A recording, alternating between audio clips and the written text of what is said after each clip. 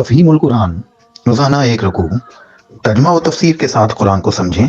Subscribe کریں اور جڑے رہیں۔ وَلَقَدْ أَرْسَلْنَا مُوسَى بِآيَاتِنَا وَسُلْطَانٍ مُبِينٍ إِلَى فِرْعَوْنَ وَمَلَئِهِ فَاتَّبَعُوا أَمْرَ فِرْعَوْنَ وَمَا أَمْرُ فِرْعَوْنَ بِرَشِيدٍ يَقْدُمُ قَوْمَهُ يَوْمَ الْقِيَامَةِ فَأَوْرَدَهُمُ النَّارَ وَبِئْسَ الْوِرْدُ الْمَوْرُودُ۔ اور موسیٰ کو ہم نے اپنی نشانیوں اور کھلی کھلی سند ماموریت کے ساتھ فرعون اور اس کے آیان سلطنت کی طرف بھیجا، مگر انہوں نے فرعون کے حکم کی پیروی کی، حالانکہ فرعون کا حکم راستی پر نہ تھا۔ قیامت کے روز وہ اپنی قوم کے آگے آگے ہوگا اور اپنی پیشوائی میں انہیں دوزخ کی طرف لے جائے گا۔ کیسی بدتر جائے ورود ہے یہ جس پر کوئی پہنچے، انہیں دوزخ کی طرف لے جائے گا۔ اس آیت سے اور قرآن مجید کی بعض دوسری تصریحات سے معلوم ہوتا ہے کہ جو لوگ دنیا میں کسی قوم یا جماعت کے رہنما ہوتے ہیں وہی قیامت کے روز بھی اس کے رہنما ہوں گے۔ اگر وہ دنیا میں نیکی اور سچائی اور حق کی طرف رہنمائی کرتے ہیں تو جن لوگوں نے یہاں ان کی پیروی کی ہے وہ قیامت کے روز بھی انہی کے جھنڈے تلے جمع ہوں گے اور ان کی پیشوائی میں جنت کی طرف جائیں گے۔ اور اگر وہ دنیا میں کسی ضلالت، کسی بد اخلاقی یا کسی ایسی راہ کی طرف لوگوں کو بلاتے ہیں جو دین حق کی راہ نہیں ہے تو جو لوگ یہاں ان کے پیچھے چل رہے ہیں وہ وہاں بھی ان کے پیچھے ہوں گے اور انہی کی سرکردگی میں جہنم کا رخ کریں گے۔ اسی مضمون کی ترجمانی نبی صلی اللہ علیہ وسلم کے اس ارشاد میں پائی جاتی ہے کہ قیامت کے روز جاہلیت کی شاعری کا جھنڈا امراء القیس کے ہاتھ میں ہوگا اور عرب جاہلیت کے تمام شعراء اسی کی پیشوائی میں دوزخ کی راہ لیں گے۔ اب یہ منظر ہر شخص کا اپنا تخیل اس کی آنکھوں کے سامنے کھینچ سکتا ہے کہ یہ دونوں قسم کے جلوس کس شان سے اپنی منزل مقصود کی طرف جائیں گے۔ ظاہر ہے کہ جن لیڈروں نے دنیا میں لوگوں کو گمراہ کیا اور خلاف حق راہوں پر چلایا ہے ان کے پیرو جب اپنی آنکھوں سے دیکھ لیں گے کہ یہ ظالم ہم کو کس خوفناک انجام کی طرف کھینچ لائے ہیں تو وہ اپنی ساری مصیبتوں کا ذمہ دار انہی کو سمجھیں گے اور ان کا جلوس اس شان سے دوزخ کی راہ پر رواں ہوگا کہ آگے آگے وہ ہوں گے اور پیچھے پیچھے ان کے پیرووں کا ہجوم ان کو گالیاں دیتا ہوا اور ان پر لعنتوں کی بوچھاڑ کرتا ہوا جا رہا ہوگا۔ بخلاف اس کے جن لوگوں کی رہنمائی نے لوگوں کو جنت نعیم کا مستحق بنایا ہوگا ان کے پیرو اپنا یہ انجام خیر دیکھ کر اپنے لیڈروں کو دعائیں دیتے ہوئے اور ان پر مدح و تحسین کے پھول برساتے ہوئے چلیں گے۔ وَأُتْبِعُوا فِي هَذِهِ لَعْنَةً وَيَوْمَ الْقِيَامَةِ بِئْسَ الرِّفْدُ الْمَرْفُودُ ذَلِكَ مِنْ أَنْبَاءِ الْقُرَى نَقُصُّهُ عَلَيْكَ مِنْهَا قَائِمٌ وَحَصِيدٌ وَمَا ظَلَمْنَاهُمْ وَلَكِنْ ظَلَمُوا أَنفُسَهُمْ فَمَا أَغْنَتْ عَنْهُمْ آلِهَتُهُمُ الَّتِي يَدْعُونَ مِن دُونِ اللَّهِ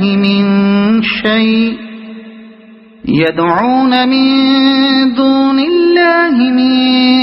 شَيْءٍ لَّمَّا جَاءَ أَمْرُ رَبِّكَ وَمَا زَادُوهُمْ غَيْرَ تَتْبِيبٍ وَكَذَلِكَ أَخْذُ رَبِّكَ إِذَا أَخَذَ الْقُرَى وَهِيَ ظَالِمَةٌ إِنَّ أَخْذَهُ أَلِيمٌ شَدِيدٌ۔ اور ان لوگوں پر دنیا میں بھی لعنت پڑی اور قیامت کے روز بھی پڑے گی۔ کیسا برا صلہ ہے یہ جو کسی کو ملے۔ یہ چند بستیوں کی سرگزشت ہے جو ہم تمہیں سنا رہے ہیں، ان میں سے بعض اب بھی کھڑی ہیں اور بعض کی فصل کٹ چکی ہے۔ ہم نے ان پر ظلم نہیں کیا، انہوں نے آپ ہی اپنے اوپر ستم ڈھایا۔ اور جب اللہ کا حکم آ گیا تو ان کے وہ معبود جنہیں وہ اللہ کو چھوڑ کر پکارا کرتے تھے ان کے کچھ کام نہ آ سکے اور انہوں نے ہلاکت و بربادی کے سوا انہیں کچھ فائدہ نہ دیا۔ اور تیرا رب جب کسی ظالم بستی کو پکڑتا ہے تو پھر اس کی پکڑ ایسی ہی ہوا کرتی ہے، فی الواقع اس کی پکڑ بڑی سخت اور دردناک ہوتی ہے۔ ان فی ذلک لآیۃ لمن خاف عذاب الآخرہ ذلک یوم مجموع له الناس وذلک یوم مشہود۔ حقیقت یہ ہے کہ اس میں ایک نشانی ہے ہر اس شخص کے لیے جو عذاب آخرت کا خوف کرے۔ وہ ایک دن ہوگا جس میں سب لوگ جمع ہوں گے اور پھر جو کچھ بھی اس روز ہوگا سب کی آنکھوں کے سامنے ہوگا۔ جو عذاب آخرت کا خوف کرے، یعنی تاریخ کے ان واقعات میں ایک ایسی نشانی ہے جس پر اگر انسان غور کرے تو اسے یقین آ جائے گا کہ عذاب آخرت ضرور پیش آنے والا ہے اور اس کے متعلق پیغمبروں کی دی ہوئی خبر سچی ہے۔ نیز اسی نشانی سے وہ یہ بھی معلوم کر سکتا ہے کہ عذاب آخرت کیسا سخت ہوگا، اور یہ علم اس کے دل میں خوف پیدا کر کے اسے سیدھا کر دے گا۔ اب رہی یہ بات کہ تاریخ میں وہ کیا چیز ہے جو آخرت اور اس کے عذاب کی علامت کہی جا سکتی ہے، تو ہر وہ شخص اسے بآسانی سمجھ سکتا ہے جو تاریخ کو محض واقعات کا مجموعہ ہی نہ سمجھتا ہو بلکہ ان واقعات کے منطق پر بھی کچھ غور کرتا ہو اور ان سے نتائج بھی اخذ کرنے کا عادی ہو۔ ہزارہا برس کی انسانی تاریخ میں قوموں اور جماعتوں کا اٹھنا اور گرنا جس تسلسل اور باضابطگی کے ساتھ رونما ہوتا رہا ہے، اور پھر اس گرنے اور اٹھنے میں جس طرح صریحاً کچھ اخلاقی اسباب کار فرما رہے ہیں، اور گرنے والی قومیں جیسی جیسی عبرت انگیز صورتوں سے گری ہیں، یہ سب کچھ اس حقیقت کی طرف کھلا اشارہ ہے کہ انسان اس کائنات میں ایک ایسی حکومت کا محکوم ہے جو محض اندھے طبیعتی قوانین پر فرمانروائی نہیں کر رہی ہے بلکہ اپنا ایک معقول اخلاقی قانون رکھتی ہے جس کے مطابق وہ اخلاق کی ایک خاص حد سے اوپر رہنے والوں کو جزا دیتی ہے اور اس سے نیچے اترنے والوں کو کچھ مدت تک ڈھیل دیتی رہتی ہے، اور جب وہ اس سے بہت زیادہ نیچے چلے جاتے ہیں تو پھر انہیں گرا کر ایسا پھینکتی ہے کہ وہ ایک داستان عبرت بن کر رہ جاتے ہیں۔ ان واقعات کا ہمیشہ ایک ترتیب کے ساتھ رونما ہوتے رہنا اس امر میں شبہ کرنے کی ذرہ برابر گنجائش نہیں چھوڑتا کہ جزا اور مکافات اس سلطنت کائنات کا ایک مستقل قانون ہے۔ پھر جو عذاب مختلف قوموں پر آئے ہیں ان پر مزید غور کرنے سے یہ اندازہ بھی ہوتا ہے کہ عزرو انصاف قانون جزا و مکافات کے جو اخلاقی تقاضے ہیں وہ ایک حد تک تو ان عذابوں سے ضرور پورے ہوئے ہیں، مگر بہت بڑی حد تک ابھی تشنا ہیں، کیونکہ دنیا میں جو عذاب آیا اس نے صرف اس نسل کو پکڑا جو عذاب کے وقت موجود تھی۔ رہی وہ نسلیں جو شرارتوں کے بیج بو کر اور ظلم و بدکاری کی فصلیں تیار کر کے کٹائی سے پہلے ہی دنیا سے رخصت ہو چکی تھیں اور جن کے کرتوتوں کا خمیازہ بعد کی نسلوں کو بھگتنا پڑا، وہ تو گویا قانون مکافات کے عمل سے صاف ہی بچ نکلی ہیں۔ اب اگر ہم تاریخ کے مطالعے سے سلطنت کائنات کے مزاج کو ٹھیک ٹھیک سمجھ چکے ہیں تو ہمارا یہ مطالعہ ہی اس بات کی شہادت دینے کے لیے کافی ہے کہ عقل اور انصاف کی روح سے قانون مکافات کے جو اخلاقی تقاضے ابھی تشنا ہیں ان کو پورا کرنے کے لیے یہ عادل سلطنت یقیناً پھر ایک دوسرا عالم برپا کرے گی، اور وہاں تمام ظالموں کو ان کے کرتوتوں کا پورا پورا بدلہ دیا جائے گا، اور وہ بدلہ دنیا کے ان عذابوں سے بھی زیادہ سخت ہوگا۔ وما نؤخره إلا لأجل معدود يوم يأتي لا تكلم نفس إلا بإذنه فمنهم شقي وسعيد۔ ہم اس کے لانے میں کچھ بہت زیادہ تاخیر نہیں کر رہے ہیں، بس ایک گنی چنی مدت اس کے لیے مقرر ہے۔ جب وہ آئے گا تو کسی کو بات کرنے کی مجال نہ ہوگی الا یہ کہ خدا کی اجازت سے کچھ عرض کرے۔ پھر کچھ لوگ اس روز بدبخت ہوں گے اور کچھ نیک بخت، الا یہ کہ خدا کی اجازت سے کچھ عرض کرے۔ یعنی یہ بے وقوف لوگ اپنی جگہ اس بھروسے میں ہیں کہ فلاں حضرت ہماری سفارش کر کے ہمیں بچا لیں گے، فلاں بزرگ اڑ کر بیٹھ جائیں گے اور اپنے ایک ایک متوسل کو بخشوائے بغیر نہ مانیں گے، فلاں صاحب جو اللہ میاں کے چہیتے ہیں جنت کے راستے میں مچل بیٹھیں گے اور اپنے دامن گرفتوں کی بخشش کا پروانہ لے کر ہی ٹلیں گے۔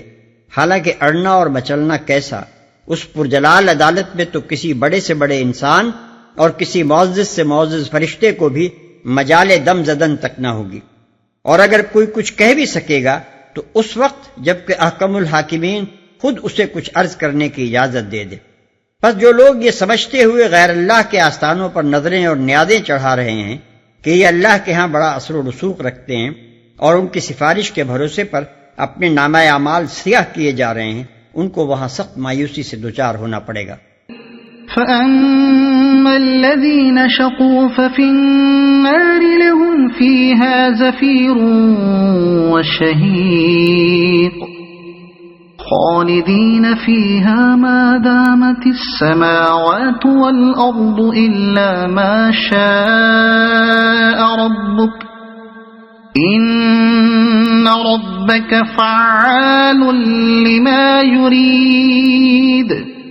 جو بدبخت ہوں گے وہ دوزخ میں جائیں گے، جہاں گرمی اور پیاس کی شدت سے وہ ہانپیں گے اور پھنکارے ماریں گے، اور اسی حالت میں وہ ہمیشہ رہیں گے جب تک کہ زمین و آسمان قائم ہیں، الا یہ کہ تیرا رب کچھ اور چاہے۔ بے شک تیرا رب پورا اختیار رکھتا ہے کہ جو چاہے کرے، جب تک کہ زمین و آسمان قائم ہیں۔ ان الفاظ سے یا تو عالم آخرت کے زمین و آسمان مراد ہیں، یا پھر محض محاورے کے طور پر ان کو دوام اور ہمیشگی کے معنی میں استعمال کیا گیا ہے۔ بہرحال موجودہ زمین و آسمان تو مراد نہیں ہو سکتے، کیونکہ قرآن کے بیان کی روح سے یہ قیامت کے روز بدل ڈالے جائیں گے، اور یہاں جن واقعات کا ذکر ہو رہا ہے وہ قیامت کے بعد پیش آنے والے ہیں۔ تیرا رب پورا اختیار رکھتا ہے کہ جو چاہے کرے، یعنی کوئی اور طاقت تو ایسی ہے ہی نہیں جو ان لوگوں کو اس دائمی عذاب سے بچا سکے۔ البتہ اگر اللہ تعالیٰ خود ہی کسی کے انجام کو بدلنا چاہے یا کسی کو ہمیشگی کا عذاب دینے کے بجائے ایک مدت تک عذاب دے کر معاف کر دینے کا فیصلہ فرمائے تو اسے ایسا کرنے کا پورا اختیار ہے، کیونکہ اپنے قانون کا وہ خود ہی واضح ہے، کوئی بالاتر قانون ایسا نہیں ہے جو اس کے اختیارات کو محدود کرتا ہو۔ وَأَمَّا الَّذِينَ سُعِدُوا فَفِي الْجَنَّةِ خَالِدِينَ فِيهَا مَا دَامَتِ السَّمَاوَاتُ وَالْأَرْضُ إِلَّا مَا شَاءَ رَبُّكَ عَطَاءً غَيْرَ مَجْذُوذٍ۔ رہے وہ لوگ جو نیک وقت نکلیں گے تو وہ جنت میں جائیں گے اور وہاں ہمیشہ رہیں گے جب تک زمین و آسمان قائم ہیں، الا یہ کہ تیرا رب کچھ اور چاہے، ایسی بخشش ان کو ملے گی جس کا سلسلہ کبھی منقطع نہ ہوگا۔ الا یہ کہ تیرا رب کچھ اور چاہے، یعنی ان کا جنت میں ٹھہرنا بھی کسی ایسے بالاتر قانون پر مبنی نہیں ہے جس نے اللہ کو ایسا کرنے پر مجبور کر رکھا ہو، بلکہ یہ سراسر اللہ کی عنایت ہوگی کہ وہ ان کو وہاں رکھے گا۔ اگر وہ ان کی قسمت بھی بدلنا چاہے تو اسے بدلنے کا پورا اختیار حاصل ہے۔ فَلَا تَكُ فِي مِرْيَةٍ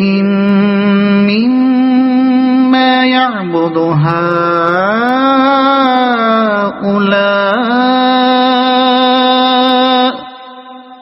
مَا يَعْبُدُونَ إِلَّا كَمَا يَعْبُدُ آبَاؤُهُم مِّن